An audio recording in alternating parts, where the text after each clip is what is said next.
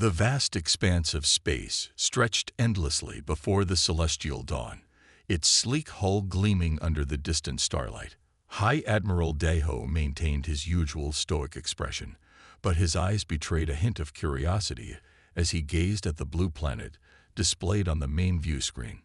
Earth. Another world to add to the Empire's ever-growing catalog of primitive civilizations. The bridge hummed with quiet activity as crew members went about their duties. Holographic displays flickered with streams of data, casting a soft blue glow across the polished surfaces of the command center. Sub-Commander Jai-1's fingers danced across her console, processing the incoming sensor data with practiced efficiency. Fascinating, she murmured, more to herself than anyone else. Their technological progression is unlike anything in our records. Daho turned slightly, his ceremonial collar catching the light. Explain. Jai-1 pulled up a detailed timeline, projecting it into the air between them. Look at this, Admiral. Less than 70 years from their first powered flight to reaching their moon. Another 50 years to establish permanent orbital stations. She shook her head in amazement. Most species we've studied take at least 3 centuries to achieve similar milestones. Impressive, but ultimately irrelevant, Daho replied, though he couldn't completely hide his interest. They're still centuries behind us. The bridge crew continued their analysis, unaware that they were making the same mistake countless others had made when encountering humanity. They saw the primitive weapons, the inefficient spacecraft, the polluted atmosphere, all the signs of a young civilization still struggling to overcome its own limitations. What they failed to see was the creativity, the relentless drive for innovation that set humans apart.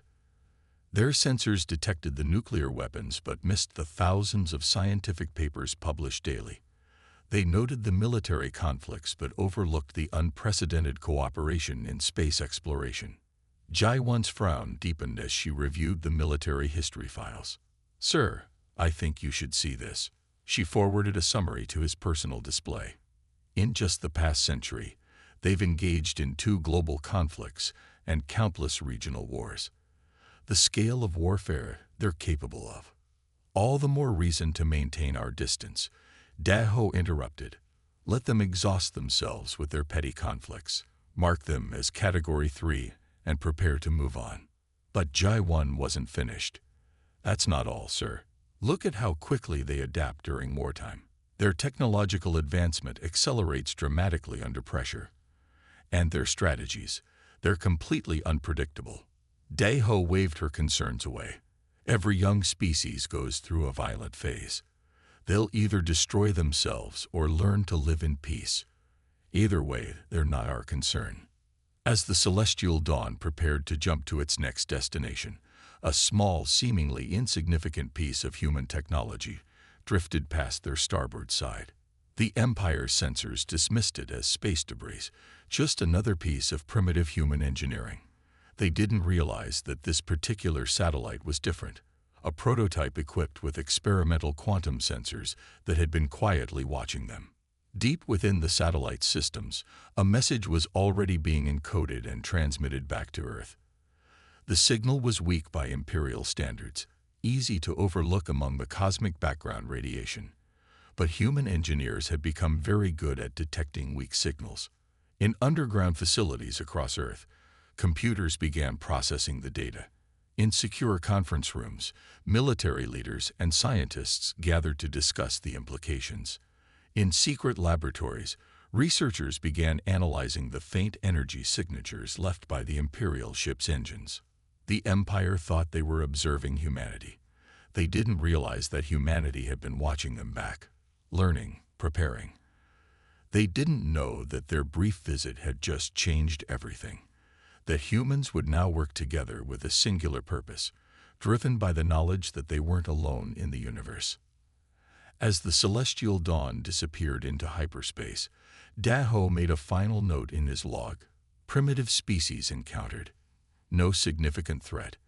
Recommended observation period, 200 years. He couldn't have known that in less than a decade, he would look back on those words with bitter regret.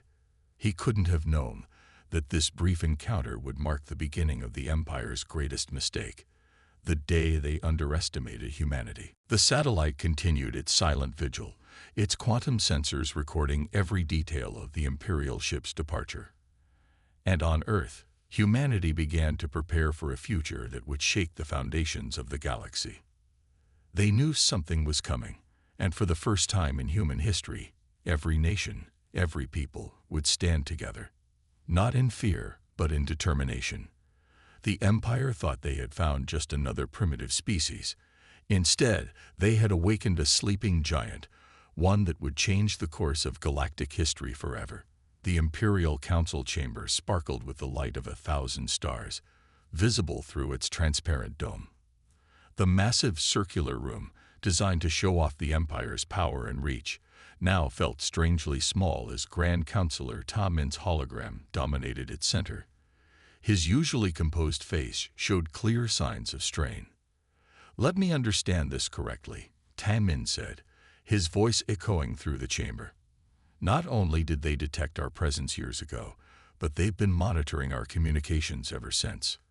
Admiral Deho stood before the council, fighting back the headache that had become his constant companion since being assigned to the Earth sector.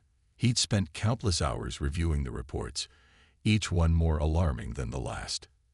"Yes, Counselor, they developed quantum detection systems specifically to track our ships. We believe their satellites were primitive debris." Commander He Jin stepped forward, her military uniform a stark contrast to the flowing robes of the council members. "The humans have proven far more resourceful than our initial assessments suggested. They used our own transmissions to reverse engineer several of our basic technologies." Counselor Sun Mai leaned forward in her seat, her ornate headdress catching the starlight. "Impossible. Their technological level was centuries behind ours. We saw their primitive spacecraft, their limited weapons." "What we saw," He Jin countered, "was what they wanted us to see. While we watched their military bases, they were studying us through civilian research stations. While we monitored their official communications, they were decoding ours through channels we considered too primitive to secure." The council chamber erupted in murmurs. Deho watched as the reality of the situation slowly dawned on the Empire's leadership. He'd seen this coming, had tried to warn them, but no one had listened until it was too late. "The humans have formed something unprecedented," He Jin continued, projecting a global map of Earth. "The Terran Defense Alliance, every nation, every military force, united under a single banner. Former enemies now work together in ways we didn't think possible. But they were killing each other just years ago." Sun Mai protested. "Our records show multiple ongoing conflicts, deep-seated hatreds, irreconcilable differences. That's precisely what makes them so dangerous," He Jin said quietly. "They can set aside centuries of hatred in days when faced with a common threat. Their ability to adapt and unite is unlike anything we've seen in 10,000 years of Imperial history." Deho stepped forward again. "There's more. They've rejected our standard terms of submission, but not through official channels. They'd broadcast their response on all frequencies, in every known language in the galaxy." The council chamber fell silent as He Jin played the human transmission. A simple message, delivered in a calm voice. "To the Galactic Empire, we decline your offer. Earth is not for sale, lease, or conquest. We choose freedom." "They're challenging us openly," Ta Min said, his hologram flickering with barely contained anger. "No species has dared to do that in millennia. Because they know we're watching," He Jin explained. "They wanted everyone to hear their response. Already, we're receiving inquiries from our subject worlds. The humans have turned our own surveillance against us, making their defiance public knowledge." Another council member spoke up. "Then we must crush them quickly. Make an example of them." Deho shook his head. "It won't be that simple. They've been preparing for this moment for years. Every piece of technology they've developed has dual purposes. Their mining ships are armed. Their civilian satellites carry military-grade sensors. Their entire infrastructure is designed for rapid conversion to military use." "How?" Sun Mai demanded.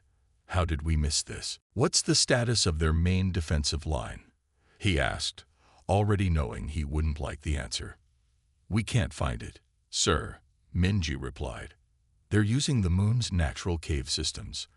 Our sensors can't distinguish between natural formations and their fortifications. Every time we think we found their command center, it turns out to be a decoy. Another carrier exploded, its death lighting up the lunar surface like a second sun. The humans had hidden their real weapons among thousands of decoys, forcing the Imperial fleet to play a deadly guessing game. Each mistake cost them ships and lives. We've lost contact with the Southern Attack Group, reported another officer. The humans have some kind of jamming technology we've never seen before. It's like they're using the moon's magnetic field itself as a weapon. Dae-ho felt the weight of command pressing down on him. His fleet, the pride of the Empire, was being torn apart by opponents who should have been helpless before their might. Everything they knew about warfare, about the proper use of technology, was being turned against them. Retreat, he finally ordered, the words tasting like ashes in his mouth. All ships, emergency withdrawal. Regroup at the secondary rally point. As his fleet pulled back, leaving their dead and wounded behind, Dae-ho watched the moon recede on his viewport. The humans hadn't just defeated them. They had changed the rules of warfare itself. Every piece of civilian technology had been repurposed into a weapon. Every weakness in Imperial tactics had been identified and exploited. Send word to the Council, he said quietly. The lunar assault has failed. We need to completely reassess our strategy. What he didn't say, what he couldn't yet admit even to himself, was that for the first time in his long career, he was afraid. Not just of defeat, but of what this new enemy represented. The humans hadn't just resisted. They had adapted, improvised, and overcome in ways that challenged everything the Empire thought it knew about warfare. As his flagship jumped to safety, Dae-ho realized this was just the beginning. The Empire had started this war expecting a swift victory over a primitive species. Instead, they had awakened something they didn't understand, and now they would have to face the consequences of their arrogance. The sterile white laboratory aboard the Imperial Research Station hummed with energy as Dr. Yuri circled the captured human weapon for the 100th time. Her perfectly pressed lab coat swished as she moved, her eyes narrow with concentration behind protective goggles. The device sat on the examination table like a puzzle that refused to be solved. Look at this power coupling, she said, pointing at an exposed section. They've connected a fusion cell directly to a chemical battery. It should explode the moment they try to fire it. But somehow, she trailed off, shaking her head in frustration. Jin-ho adjusted his scanners, frowning at the readings. His young face reflected the blue glow of the holographic displays floating around the weapon. The energy flow patterns make no sense. They're using the interference between the power sources to create a resonance effect. It's like they took everything we know about weapon design and deliberately did the opposite. Other scientists worked at nearby stations, each studying different pieces of captured human technology. The laboratory was filled with the soft murmur of confused conversations and the occasional exclamation of disbelief. Look at this recording again, Yuri said, pulling up footage from the lunar battle. The hologram showed a human mining ship transforming into a combat vessel in less than 5 minutes. They built their civilian ships knowing they would need to convert them for war. Every piece of technology they own serves multiple purposes. Jin-ho watched the footage, making notes on his pad. They'd been preparing for years, but not in any way we expected. Instead of building proper warships, they made everything adaptable, modular. Their entire infrastructure can transform for war. A commotion from across the lab drew their attention. Another research team had managed to activate a captured human communication device. The air filled with a cacophony of signals before they could shut it down. Even their information warfare is strange, Yuri muttered, walking over to examine the device. They broadcast everything on all frequencies, mix important signals with random noise, hide military commands in civilian transmissions. Our AI systems can't predict their patterns because there are no patterns. She picked up another piece of human technology, what appeared to be a simple maintenance robot. But they had discovered it could transform into a bomb, a signal jammer, or a repair unit depending on the situation. Every captured piece of human equipment seemed to hide similar surprises. "Do you know what scares me most?" Yuri asked, turning to Jinho. "We're the most advanced civilization in known space. We have technology they can't possibly understand. But they're beating us by breaking rules they don't even know exist." Jinho nodded, pulling up more battle footage. "Look at this tactic they used at the lunar defense. They turned their mining lasers into weapons by reflecting them off debris fields. Our ship's shields were calibrated for direct energy weapons, not scattered beams coming from multiple angles. They're not fighting according to any military doctrine," Yuri said, watching the footage. "They try something. If it works, they keep doing it. If it fails, they try something else. No grand strategy, no proper battle formations, just endless adaptation." A junior researcher rushed into the lab, carrying a new piece of captured equipment. "Doctor, you need to see this. They've modified their atmospheric processors into some kind of plasma weapon." Yuri examined the new device, her face growing more concerned. "How many of these have they made?" "That's just it," the researcher replied. "Every atmospheric processor on their orbital stations can transform like this. Thousands of them." The laboratory fell quiet as the implications sank in. The Empire had expected to face primitive weapons, simple nuclear devices, basic energy beams, predictable tactics. Instead, they faced an enemy who turned everything into a weapon, who adapted faster than Imperial analysts could predict, who seemed to delight in finding ways to make impossible things work. "We need to completely rethink our approach," Yuri said finally. "Everything we know about warfare, about technology, about strategy. The humans either don't know these rules or deliberately ignore them, and it's working." Jinho looked up from his analysis. "Should we recommend a withdrawal? A new strategy?" Yuri stared at the collection of captured human technology, each piece representing a different way of thinking about warfare. "I don't think we can withdraw anymore. They're learning from every encounter, adapting our own technology in ways we never imagined. The longer we wait." She didn't finish the sentence. She didn't have to. Everyone in the laboratory knew that for the first time in Imperial history, they faced an enemy who didn't just fight differently. They thought differently. And that made them more dangerous than any conventional military force. "Document everything," she ordered. "Every impossible design, every violation of proper engineering principles, every strange tactic. We need to understand not just what they're doing, but how they think."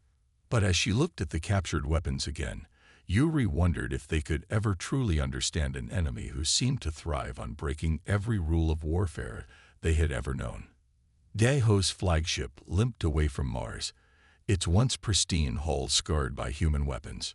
Red warning lights flashed across the bridge as damage control teams fought to keep the ship's critical systems running. The Admiral stood at his command post, watching the tactical display with hollow eyes as another Imperial fleet icon turned from blue to red. "Status report from Centauri Sector," called out a communications officer, his voice trembling. "The colonies. They'd fallen. The humans used our own defense platforms against us." A hologram of Counselor Sunmai flickered into view, her usual regal bearing shaken. "It's worse than we feared, Admiral. They didn't just capture our technology. They've improved it. The weapons they're using. They've modified our designs in ways our engineers claim should be impossible." Daeho watched as another report came in. The Proxima shipyards, pride of the Empire's industrial might, were now just debris fields. The humans had turned the massive construction facilities into weapons, using the shipyard's own assembly systems to tear apart the Imperial fleet. "How did they do it?" he asked, more to himself than anyone else. "How did they learn our technology so quickly?" "They didn't learn it," responded Commander Hejin, stepping forward with a datapad. They looked at our technology and asked, "What else can this do?" while our engineers were still saying, "This is how it must be used." A new hologram appeared, Counselor Tamin, his image distorted by interference. The council chambers are in uproar. The Andorian systems have declared independence. The Rigel Confederation is in open revolt. Even the Vega Protectorate is demanding new terms. 10,000 years, Daho muttered. 10,000 years of imperial rule, undone in less than 5. The tactical display updated again, showing human fleets pushing beyond Mars. They weren't just defending anymore. They were attacking, using captured imperial technology combined with their own innovations to devastating effect. "Look at this," Hejin said, pulling up battle footage. "They've taken our shield technology and reversed it. Instead of stopping weapons, they're using the fields to contain and redirect energy. Every shot we fire makes their shields stronger." Sun Mi's hologram nodded grimly. The research division reports similar modifications across all captured technology. They're not just using our weapons, they're reimagining how they work. The bridge shook as another system failed. Damage control reports flooded in from all decks. The mighty Imperial flagship, designed to command entire sectors, could barely maintain basic life support. "The subject species are watching," Timon reported. "They see how the humans fight. Not just with weapons, but with ideas. Every victory they achieve inspires more systems to rebel." Daho moved to the viewport, watching as Mars receded into the distance. The red planet's surface was dotted with the wreckage of Imperial ships, each one a testament to humanity's impossible victories. "We never understood them," he said quietly. "We thought they were primitive because they fought among themselves. We didn't realize those conflicts taught them to adapt faster than any peaceful species could imagine." Another alert sounded. Human ships have been detected in pursuit. Not Imperial designs captured and reused, but new vessels that combined Imperial and human technology in ways that defied conventional engineering. "They're not just defeating us," Hejin observed. "They're changing the very nature of warfare. Every battle teaches them something new. Every technology we deploy, they study and improve." The tactical display updated one final time, showing the full extent of the Empire's collapse.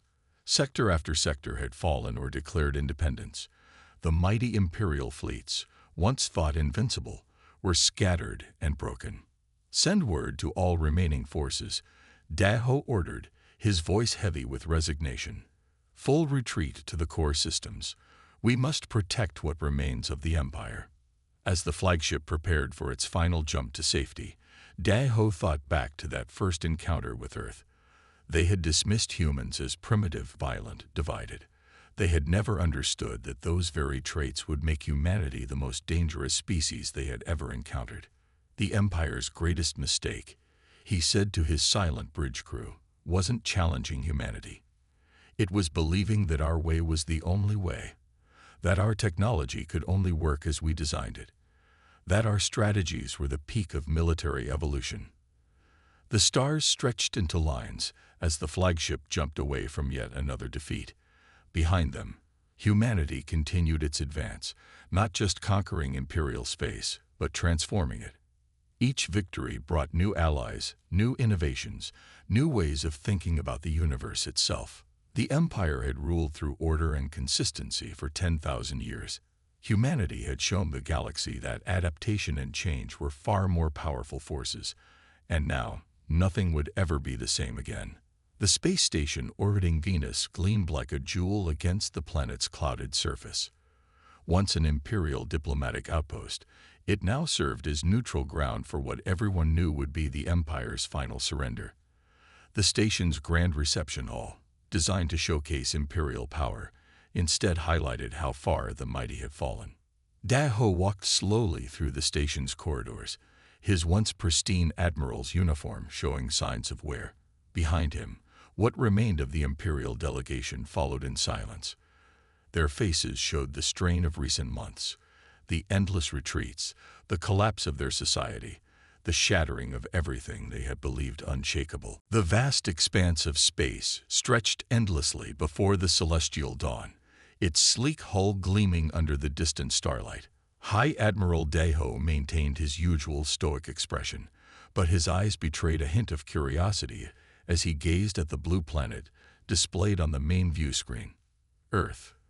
Another world to add to the Empire's ever-growing catalog of primitive civilizations. The bridge hummed with quiet activity as crew members went about their duties.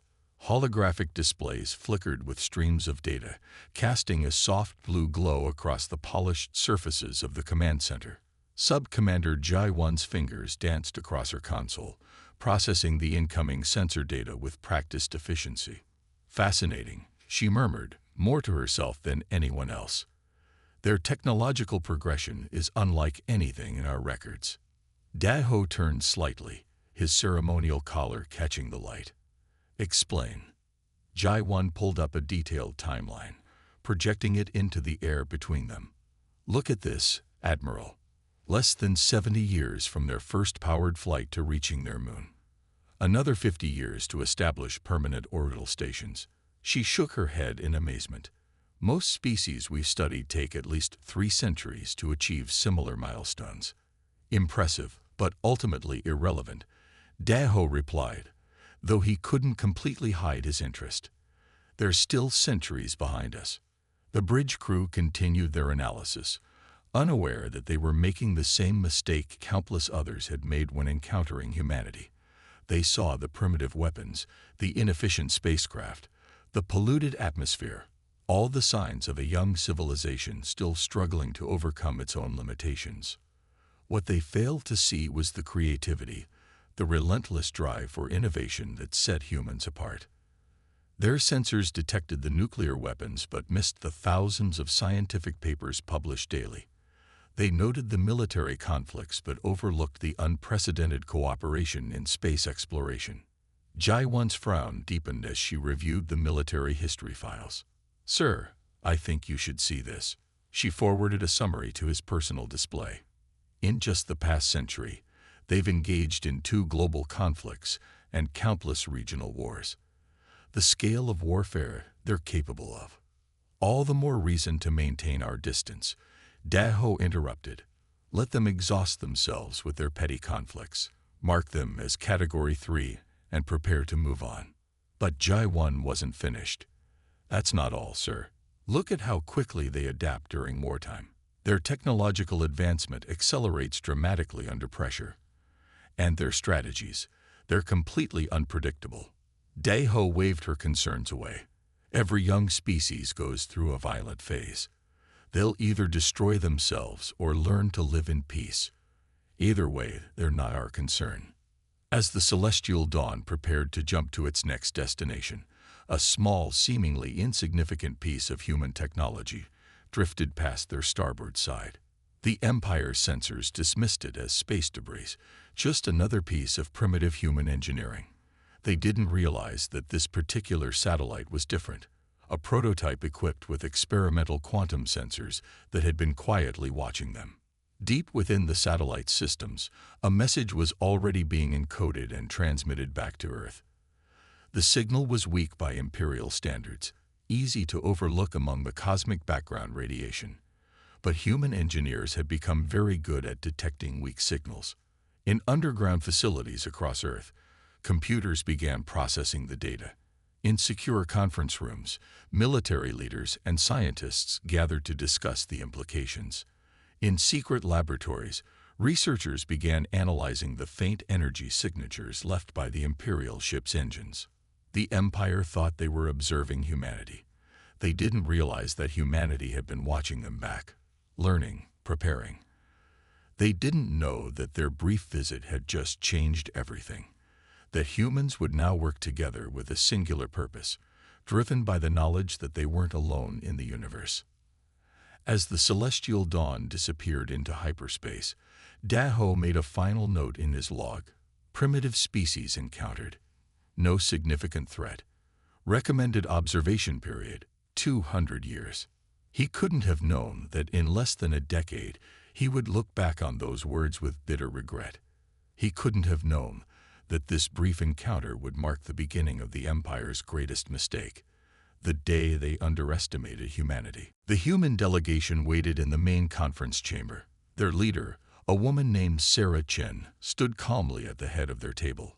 Her simple dark suit contrasted sharply with the ornate imperial uniforms, yet somehow she commanded the room's attention without effort. 3 years ago, Daho began, his voice steady despite the weight of the moment.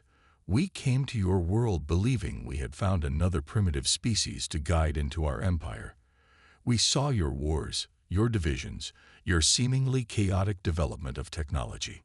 Sarah Chen watched him with patient eyes, her hands folded quietly on the table. Around her, the human delegation, scientists, military leaders, diplomats from a dozen nations, maintained the same calm demeanor. We underestimated you, Daho continued. We saw your conflicts and thought them a sign of weakness. We never understood that they had taught you to adapt faster than any peaceful species could imagine. One of the imperial counselors shifted uncomfortably. Through the chamber's vast windows, they could see Earth ships patrolling nearby. Not captured imperial vessels, but new designs that merged human innovation with imperial technology in ways that still confounded their best engineers. You saw what you expected to see, Sarah replied, her voice carrying easily across the chamber. You looked for weakness and found it. You never thought to look for strength in our differences. Daho nodded slowly. We thought technology could only work one way, our way. You showed us how wrong we were. Every device we used against you, you not only understood but improved. You saw possibilities where we saw only rules to be followed. The chamber fell silent as memories of recent battles hung heavy in the air. The Empire's mighty fleets, broken by weapons that should not have worked. Their impregnable fortresses, fallen to strategies that violated every principle of proper warfare. Their perfect order, undone by humanity's endless creativity. The terms we offer are fair, Sarah said, sliding a datapad across the table. The Empire will be dissolved, but its people will not suffer. We propose a new Galactic Federation, where all species have equal voice and representation. Daho picked up the pad, though he already knew its contents. The empire that had ruled for 10,000 years would cease to exist, but something new would rise in its place, something that combined imperial stability with human innovation. Your species has taught us much, he said finally, about adaptation, about the strength found in diversity, about the danger of believing there is only one right way to do things. Through the windows, they could see Venus gleaming. Around the planet, ships from a dozen species moved freely, former imperial vassals, now working alongside humans as equals. The sight would have been unthinkable just years ago. The peace terms are acceptable, Daho declared, pressing his palm to the datapad. Around the chamber, other imperial representatives did the same, each touch marking the end of an era. As the formalities concluded, Sarah approached Daho privately. Your people have much to teach us as well, she said quietly. Order, stability, the preservation of knowledge. These are valuable things. We don't seek to destroy what you've built, only to help it grow in new ways. Daho looked at her with new understanding. The humans hadn't just defeated the Empire. They had shown them a different way to see the universe, a way that embraced change, that found strength in diversity, that saw rules as guidelines rather than chains. As the delegations prepared to depart, Daho took one last look at the Earth ships outside. Their designs still struck him as strange, a mix of styles and technologies that should not have worked together. Yet they did work, just as humanity's impossible strategies had worked, just as their chaotic alliances had worked. The Empire had fallen, but something new and perhaps better would rise in its place. A galaxy where order and chaos, stability and innovation, could coexist and strengthen each other. It was not the future Daho had imagined, but looking at it now, he found himself hoping it might be a better one. The morning sun cast long shadows across the streets of New Seoul as Daho took his daily walk. 10 years had transformed the city into something that would have been unimaginable during the Empire's reign, a perfect blend of human and imperial architecture, where curved spires met angular towers beneath a sky filled with ships of all designs. Daho paused at a street vendor's stall, watching as the owner, a former imperial citizen, chatted easily with his human customers. They exchanged jokes in a mixed language that had evolved naturally after the war, combining imperial formal phrases with human slang in ways that would have horrified the old council.